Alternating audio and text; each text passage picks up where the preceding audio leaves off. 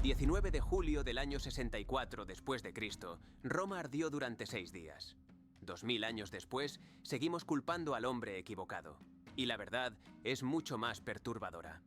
La historia que conoces es simple. El emperador Nerón, un lunático obsesionado con las artes, tocó la lira mientras su imperio se convertía en cenizas.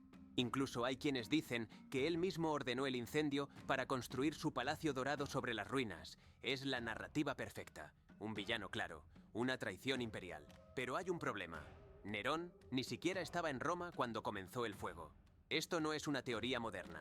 Es lo que escribió Tácito, el historiador romano que vivió en esa época. Según sus anales, Nerón estaba a 50 kilómetros de distancia, en su villa de Ancio, cuando las llamas estallaron en el Circo Máximo. Corrió de regreso a la capital y abrió sus jardines privados para refugiar a los sin techo. Organizó suministros de grano, redujo el precio del trigo. ¿Te suena a psicópata pirómano? Pero entonces, ¿de dónde viene la leyenda negra? Ahí es donde la historia se tuerce. 3 años después del incendio, en el año 67, Nerón fue declarado enemigo público y forzado al suicidio. ¿Quién tomó el poder? Una nueva dinastía, los Flavios. Y aquí viene lo brutal. Los nuevos emperadores necesitaban legitimidad, necesitaban justificar por qué derrocaron a Nerón. Entonces, reescribieron la historia. Suetonio, el biógrafo que popularizó la imagen de Nerón como un monstruo, escribió sus textos 50 años después del incendio, bajo el mandato de los Flavios. ¿Casualidad?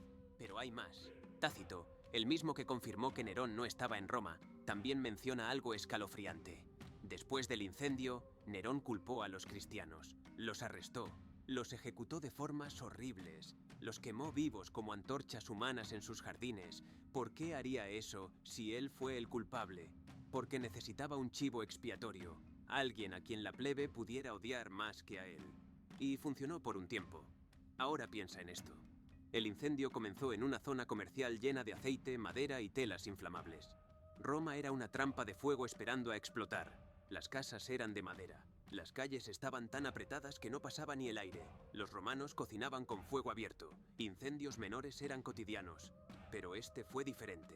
El viento avivó las llamas. Y cuando intentaron controlarlo, el fuego saltó de un distrito a otro como si tuviera vida propia. De 14 distritos de Roma, solo 4 quedaron intactos. Entonces, ¿quién lo inició realmente? Tácito insinúa algo que los historiadores modernos evitan mencionar. Hombres que se decían autorizados impedían que se apagaran las llamas y lanzaban antorchas encendidas gritando que tenían órdenes.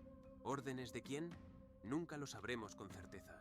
Pero especuladoras inmobiliarias, rivales políticos de Nerón, incluso sectores del ejército, tenían motivos. Roma estaba sobrepoblada. Un incendio masivo era la única forma de replantear la ciudad.